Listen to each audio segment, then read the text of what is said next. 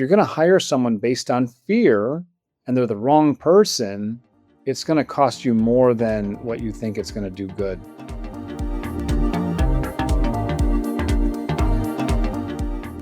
And so it's tempting. I've got clients or I've got somebody that's left, there's a column to be taken over and we can rush those decisions.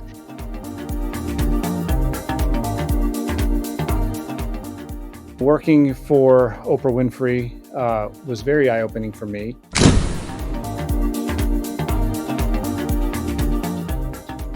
What does it really take to double your team overnight without your business falling apart? Well, in this episode, I'm talking to George Gonzalez. He was a celebrity stylist, salon owner, podcast host, and former stylist to the Oprah Winfrey Show.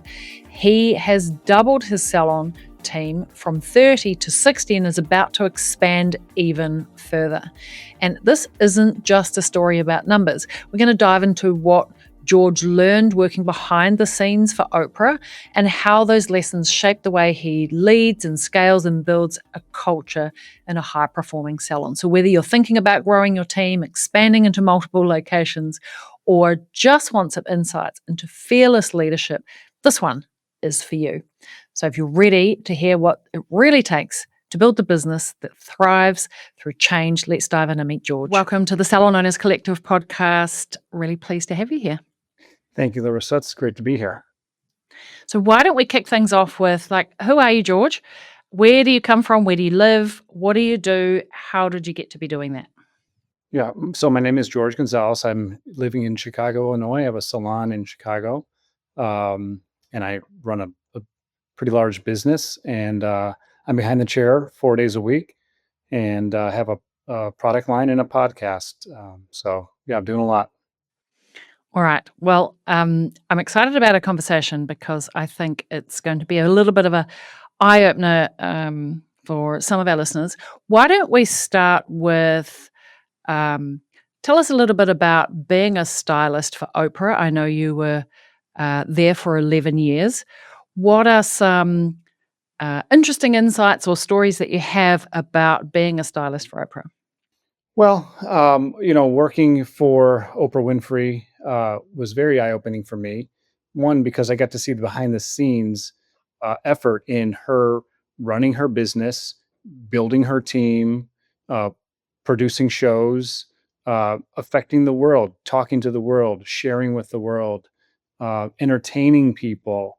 Oprah's the best at what she does, right? She's interviewing people, she's talking to people.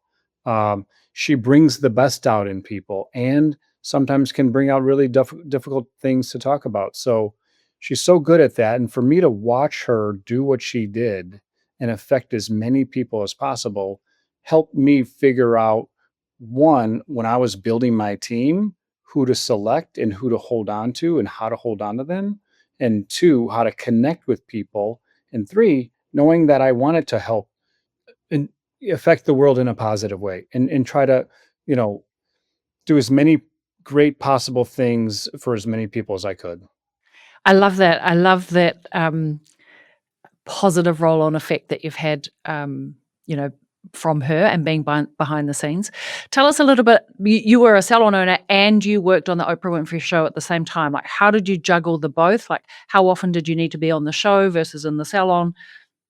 Yeah. Well, I worked for Oprah for 11 years and she had a spa and salon for her employees. So that's one main thing that I did. So I was able to connect with her production team through anyone that worked on audio, video, across the board. I met her team and saw a theme that was just constantly there. And these people that she attracted and, hired and maintained were really focused on being a part of what she was doing, right? They were very excited about being on her team and they felt like they were a part of the great things that she was doing. And so for me, seeing that was really great. And also I got to work on makeover shows. I got to have my team, be a part of the makeover shows, be an audience member and just be a part of Oprah's, umbrella, which was really a positive thing for me, for my career and for my team. Yeah, I love that. So now you have just recently gone from a team of 30 to a team of 60. You've doubled in size. I really want to get into some of the functional parts from that, but let's just start back at the beginning. What gave you the inspiration or the idea to purchase a second salon? I think you picked up your original team and you all moved into the larger format business. Tell us about that, but let's start right at the beginning. Like, where did this idea come from to expand this way? Well, I think for me, always having the thought of growing and evolving, but also being patient, and having a lot of faith in the fact that I'm being led through things in my life. I think I was put here to help people, and especially women. It's something that's dear to my heart. So I always lead with my heart, and I try to like quiet any noises in my head or distractions, and follow things that feel right. And so for me, if I have a constant thought of growing and building, um, for me, what happened was, I had a 10-year lease of a space that I built out, a beautiful salon right on the corner of Oak and Rush Street in Chicago, one of the, best corners in the city. Um, my lease was coming up. It was a 10-year lease. Um, and I started looking for newer space. I wanted to build and expand, and nothing really felt right. And so I waited, I was patient. And then at the 11th hour, I met a man who was ready to sell his business.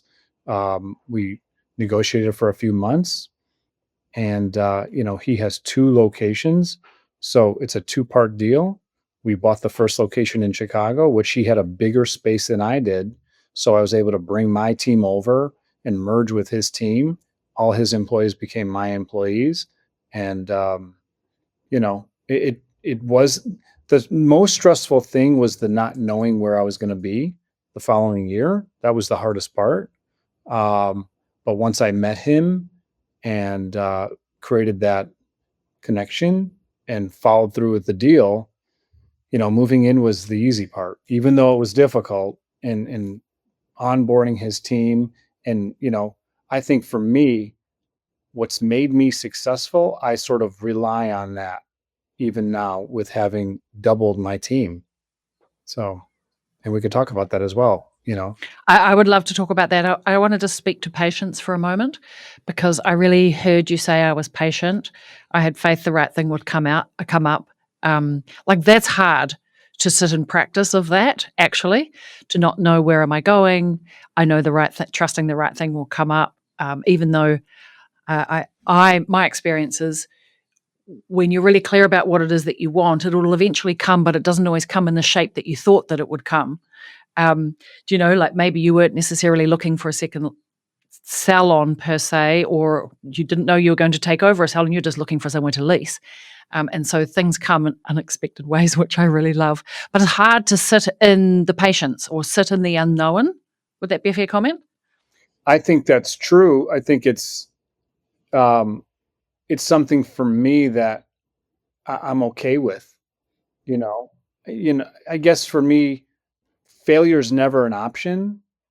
Um, but if I fail or if I lost it all, I would be okay with that. I mean, to be honest, you know, um, and I guess for me, just being fearless is a part of that, and also being, like I said, being faithful, knowing that I sort of don't give myself credit for where I'm at and all the success that I have or have had.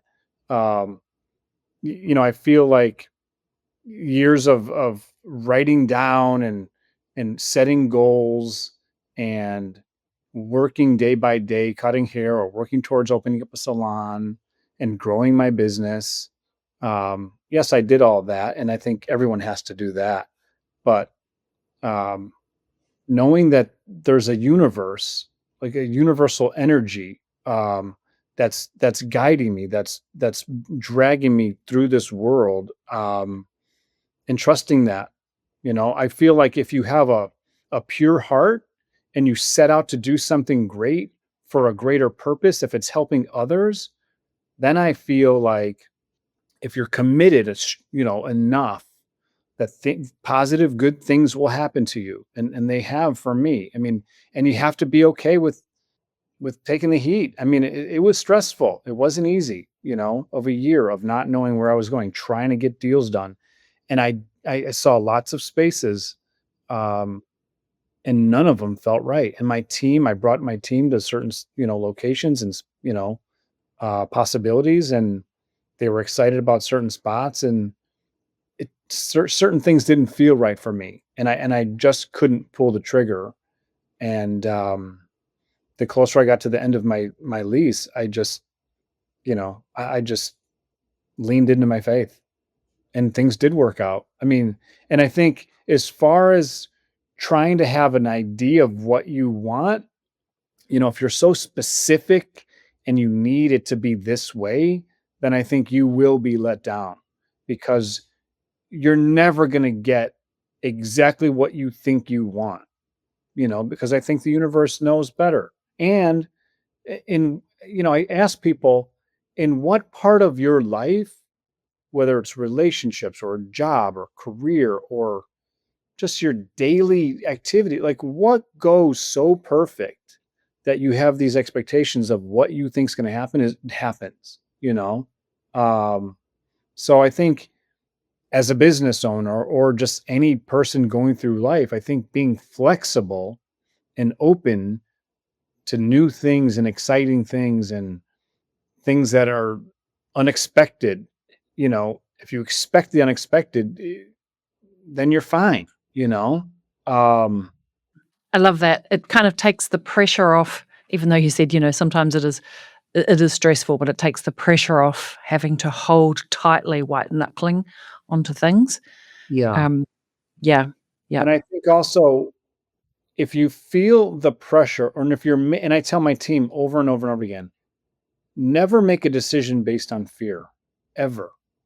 And you have to be able to realize what inside of you is fear based, uh, versus um, just nerves, right? Because you might be nervous, but if there's an intuition that's telling you no, stay away, don't do it, then you can't do it, right? So I think people need to practice knowing, you know, tapping into their intuition, because that will follow you down the right path, or that'll lead you down the right path. Mm, Um, mhm. but I think if you're making decisions based on fear, you might end up at a dead end, and sometimes as a salon owner, you're signing, 5, 10, 15-year leases, you know, or even when it comes to like hiring people, you have to hire people that you think are going to be beneficial to your ultimate goal. You have to have a strong culture, a strong belief system in what you're doing, and attract people that align with you and your views. And if you're going to hire someone based on fear and they're the wrong person, it's going to cost you more than what you think it's going to do good, in my opinion. Yeah, I would second that opinion. I agree. I think, in particular around hiring, it's very easy to feel the fear and do it anyway when it comes to team, because you may not have a lot of applications or a lot to choose from, and so it's tempting. I've got clients or I've got somebody that's left, there's a column to be taken over, and we can rush those decisions. Never works out well. So let's speak to specifically the merger of 30 becomes 60. I merged two teams once in my life, and I spent a lot of time working on that pre, during, post. So I'm really intrigued at that process. What you did, how did you make that successful? How did you get two teams to align? Because you've got two different cultures. What was that process like for you? Well, for me, it was about survival. I had to get a deal done by the end of February, of 2025. So um, for me, it was about maintaining my team, you know, continuing to have a business that was running, right? Have a place to work and to cut hair and to see clients. Um, so initially, in the very beginning, I wasn't even thinking about merging teams or cultures or who these people were that I was going to be hiring. So um, that I didn't think about. There was no work being done on trying to get ready for that. So once we moved in, then it was okay. How am I going to create space, build out new stations, add shampoo bowls, right? Because it was a little tight, very tight actually.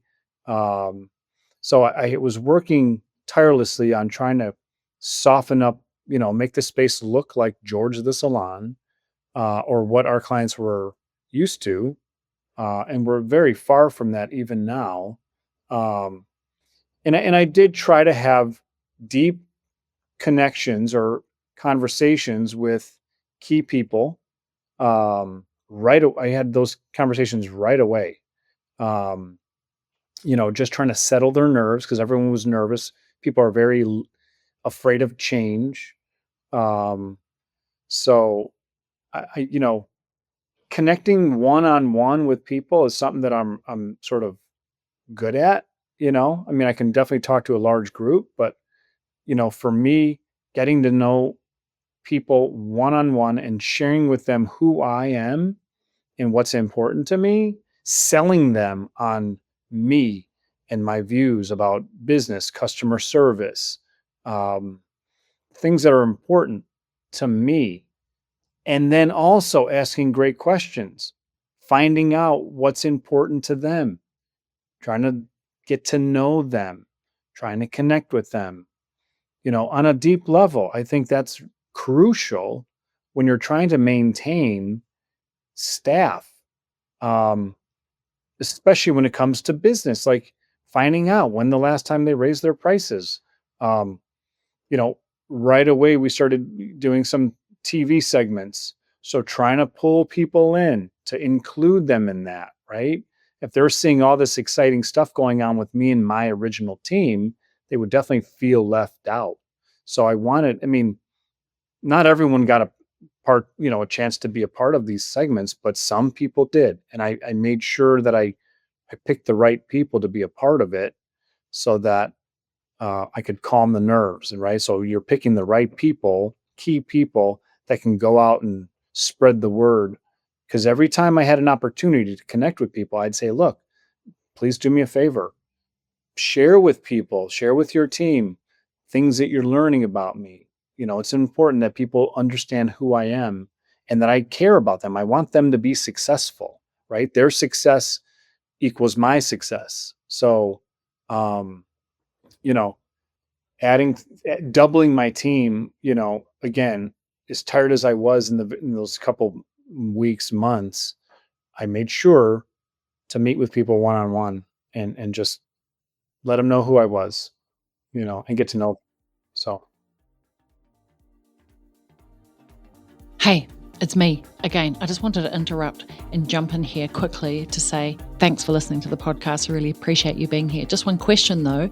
If you are listening to this episode and thinking, oh my God, this is me, but I'm just not sure what to do, well, don't worry. I've got some strategies for you. The Salon Mastery program will help you develop and implement 100K team, 100K mindset, strategies and steps designed to help you lead your team to enjoy 100K careers and install the 100K mindset and motivation so you can help build that inside of your team. The systems, the processes to master the 100K day so you can build the $1 Million Salon. So I want to invite you to join me for a complimentary $1 Million strategy call. We'll discuss your business, your role in the business. Let's see if I'm the right person to help you grow your business and your team. Together, we can reach the $1 Million mark. All you need to do is click the Apply Now button in the show notes of this very episode. You're welcome to book a time, a strategy call. We'll have a chat. All right, that's enough for me. Let's get back to the episode. Let's speak a little bit about your leadership team, because I'm sure it is sizable. Do you want to walk us through like who is on the team, what roles do they have, leadership team wise? Because I just want to point out, like George, you are still on the floor 4 days of the week serving clients. You obviously love to spend time with clients, but running a team of that size is no easy feat. Who makes the magic happen on a daily basis operationally? Yeah. Well, I think first and foremost is the front desk, right? I think people answering the phones, um, people being the point person for the employ most of the employee, all employees, but the stylist and the colorist, having a point of contact for everybody. I have key assistant managers and a salon manager. Um, I have a stylist who's an acting manager for that department, a colorist who's an acting manager in that department. I have someone who helps with assistance, and I also have someone that helps with inventory, right? And all of those people I've continuously met with through the years. I think being able to maintain a team or employees is so important. One, that you can have your culture grow and expand, because if I'm very clear about my expectations and who I am, and they buy into that, and not only do they buy into it, but I could sort of help mold them in a way that they think about customer service, about connection, about team. Um, so they're out selling me and they're selling my culture to other people. So it's very critical for me to hold on to and maintain the relationships that I have with my management team, because they're my extended voice. They allow me to cut hair every day. They allow me to grow my business. Um, they're also having conversations throughout the day with the rest of the team, right? I mean, if the rest of the team is stressed out, they sort of build each other up, right? Because it's stressful as you're growing and there's a lot of change, there's a lot of chatter, it could be negative, right? So you need people on your side that are, you know, because I'm someone who likes to build up my team, and now my team of managers and assistant managers are also building up the new team, then I think we have something that has a strong foundation, and then we can continue to grow. For sure. Okay, so there's maybe about 5 or 6 roles in the leadership team. I mean, I would say when it comes to my leadership team, one, two, three, four, I would say seven key people, including assistant managers at the front desk, and you know, but everyone, I treat everyone the same. Like there's no gossiping, there's no talking about people behind anyone's back. I mean, I treat everyone like I do family, right? And when I say that, it's not that I'm just like super nice. I'm not like my brother's really sweet, right? He's very sweet, and everyone loves my brother. I love him too. I'm not that sweet. You know what I mean? I'm not mean and I'm not emotional. I mean, I'm passionate, but I don't need to yell at anyone. I know that I'm in charge. I know that I'm the leader, right? And so I lead by example because I am so calm and I'm so, I guess, confident in what I'm doing that I don't need to sugarcoat anything ever. And I don't need to argue with anyone. I don't.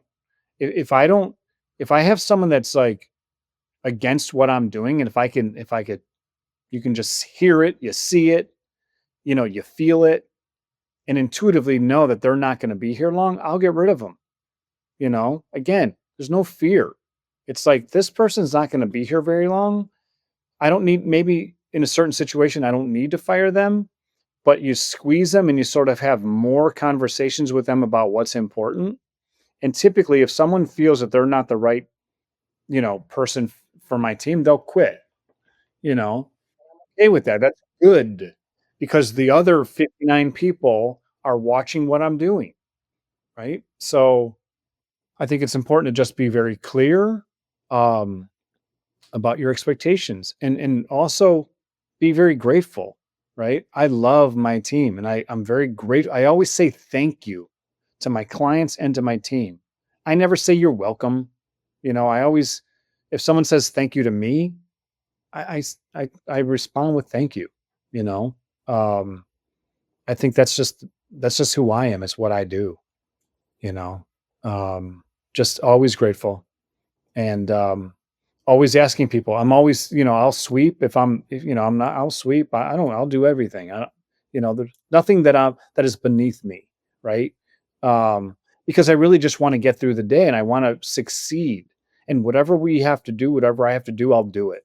And I think sometimes maybe some people, again, are in their head too much, thinking about what is someone going to think if I'm sweeping? Like, does that make me look weak or whatever? Like, it's like, just do what you got to do. And I think as an owner, you have to just do anything. All right, let's speak to the next merger, for lack of a better word. Soon you take over another salon. How far away is it? There's a team of 55 there, I believe. There is. So the salon that I purchased is in Chicago in the city. And the man that I purchased the salon from, he has a second location. And it was a two-part deal. Um, the first salon had 30 people. His second salon, a larger salon, has 55 people. And I'm working on that. That is in Winnetka, Illinois. It's about 45 minutes away. It's in the suburbs of Chicago. Um, it's a great salon. It's a great city. And it's a great team. I've been meeting with them on Tuesdays and trying to get to know them and have them get to know me as well. So hopefully that'll be in the next few weeks or month most. So yeah. George, how is that going to affect your time behind the chair, your ability to run both locations? Like, what do you anticipate? Yeah, I think what I'd like to do is have one, at least one day up there cutting hair, maybe another half day. Um, Again, I think for me, what I've done in the past is just lead by example when it comes to doing hair and connecting with clients. So that's one thing that I think will sort of try to reset the tone or the culture within the space. I think all of us have a certain energy. My energy is very calming. It's very nurturing. Um, I'm very open to meet with people, very approachable. And so I think just being up there and doing what I do will be a will be good enough in the very beginning, I think, right? And so as I either one have my team follow me to lead that team up north, or I can sort of, as time goes on, meet with the team there and try to connect with them, try to have them get to know me, my style, and what's important to me. So then all of a sudden they can start to share that with the team up there. I think for me, I'm not going to be able to change the culture overnight. But I don't think I have to. I think that the culture and the team that the man that I'm buying the salon from, Paul, um, is has put together a great team of people. So I think him and I are very similar, and we've had a strong connection from the very beginning. So I think um, being very similar, you know, type of people, I think it made this possible, right? I don't know if it would be easy to take over a team if if it's very different, you know. So I think I think that certain things are meant to be. Um, and if there's alignment and you feel good about it and intuitively it feels right, then I think, definitely do it. Um, you jump in, you just go for it and do it. Um, I feel like you've made a good purchasing decision by not buying something that's falling apart and it's cheap, and so there's a great opportunity, but you've made a considered decision to buy something that's already working, going really well, the culture is aligned, because now you're walking into something that's already working, already aligned closely with where you're at. Like, that makes the whole transition period more seamless and a higher level of success. I think often we can be tempted by, this is such a great opportunity because it's cheap, because it's not working, and I can do the work to pull it up. I see this a lot, George, and it's a little bit of a rod for one's back. There's a lot of work to be done, and I see you doing that differently, which, I think makes a lot of sense.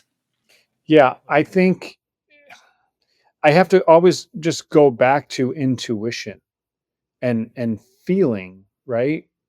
Um, if you could quiet your mind, if you could calm your body down enough, and I do this with everything, every decision that I make, I can I can sort of put myself in that situation even before I do it, and I can figure out how that's going to make me feel, right? And again, there might be fear. I could push that aside. Um, but if something doesn't feel right, you can't do it. And you have to be clear about what you're doing first. What is it that you want and why are you doing it? Is it about getting a good deal? Because it, like you said, because some of your clients, or audience see that this is a good opportunity, and but sometimes things are too good to be true. And if you're buying something, you're spending your hard-earned money on something, expecting a return, then pushing intuition aside, you got to look at the numbers. You know, you have to be good at running a business if you're going to be in business. You know, um, Intuition's one thing, having the knowledge and how to make something successful is another. Um, One of the things that I've heard you speak to a few times, George, is um, having key conversations about who you are, the brand, to the right people, and there's an expectation that that now is filtered down through the volume, the team. Like, you can't have 60 one-on-ones when you're 4 days behind the chair. Like, that's not your goal and your objective. But you're choosing to have key conversations around culture, goals, objectives, all the things that you're trying to achieve. And then that filters down to the next level of people, and so on and so forth. And so, as I heard you say, moving into the new salon, you, you have patience around your influence. Like, it's not, you're walking into something that's not broken, and you'll start to have key conversations with key people with the idea that that will filter down through the culture. And I think that's um, it's really key to the word that comes to my mind, or the word I use a lot is scale. That is a scalable leadership method, because you can't get in front of 60 plus now 55 people. And so your influence being um, filtered down gives you that leverage that you need now to basically double in size overnight. yeah, I think there are certain things at certain times that you need to do, and I think in the very beginning, connecting with key people right away, one on one is important. It's important to me. Um, I also think that over time, having group meetings, right, with the whole staff is also very critical, right? So there's different stages in which you have to do it, and you have to do it all. I think there's power in one-on-one conversations and connections, but there's also power in me as a leader leading a group of people, talking to a group of people, handling a group of people, responding to the one or two people that are trying to push back. Those are all great things. I mean, you have to publicly be seen as someone who's strong and confident and, just patient, right?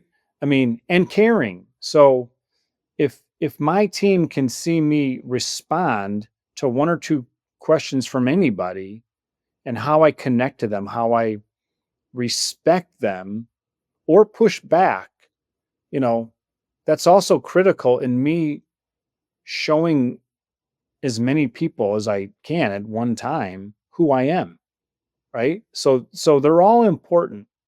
All that's important. You got to touch on everything. One-on-ones, large groups, small groups, all of it. It has to be done. And yes, cutting hair 4 days a week is difficult. I'm not saying that I am going to continue that. I might cut down 1 or 2 days at some point, But I think if I'm not going to be focusing on working on the business, if I'm just going to be hanging out at home or working out, like, no, that's not acceptable because I have a lot of clients, and so my clients depend on me. Um, so if I can do it all, I'm going to continue to do it all. I love that. All right. George, what is a mantra or quote or something that's really close to your heart that keeps you focused on the straight and narrow? What would you say? Yeah, I think for me, being someone who's always driven and wanted to grow and evolve, and I think when you're growing a lot, there's going to be bumps, right? And so I think for me, something that I always just tell myself, especially when things get difficult, is this too, it's cliche, but this too shall pass, you know, very simple, um, but it's true. And I think if you believe that, talking to yourself in a positive way is something that I do a lot. Um, so for me, if I go through something tough and, like, George, this will pass, So I think if you know that a tough time will pass and you'll get through it, you will get through it. And, you know, I think just trying to keep a level, kind of calm energy level is important. I don't get too excited or too down ever. So, I think that's worked well for me. Yeah. What's a book, a podcast, or something that you've had your hands on recently that all salon owners should? Yeah. I think something that I think everyone should read, and I read it before I opened up a salon, is a book that was written in the 1920s called Think and Grow Rich by Napoleon Hill. And he talks about systems. He talks about uh, meditation, talks about giving back, um, talking about things that I think are more mainstream today. But it opened up my mind about, you know, limitless possibilities. And so I think for me, that kind of set the course for me, was reading that book. Um, so I'd definitely recommend that. Nice. Great. Yeah. All right. I know, George, people are going to want to come and find you, check out the salon, look at your dubs and your socials. Do you want to share those with us now? Yeah, I'd love to. So the name of my salon is George the Salon. You can find us at georgethesalon.com. You can learn more about me and my product line at iamgorgeous.com. And you can also watch my podcast, which is George the Podcast, on YouTube and Spotify. So Really appreciate the time you spent with us today, George. thank you so much. And that's a wrap. George, thank you so much for spending some time with me and giving me your calm wisdom, your insights on scaling, leading with intuition, and creating a thriving team. It's been a good chat. I really appreciate it. And if you're stuck in the weeds of daily operations and thinking about growing your team or your location, it's time to step into your role as a true salon CEO. So my invitation to you is let's chat. You're welcome to book a strategy call with me or one of my team, and we'll build a custom roadmap to help you to go from chaos to clarity and start growing your salon towards that $1 million mark or your next million with more freedom and definitely more profit. Also, let's see if Salon Mastery is the right next step for you. And that's a wrap from me. Same time, same place on the podcast next week. Ciao for now.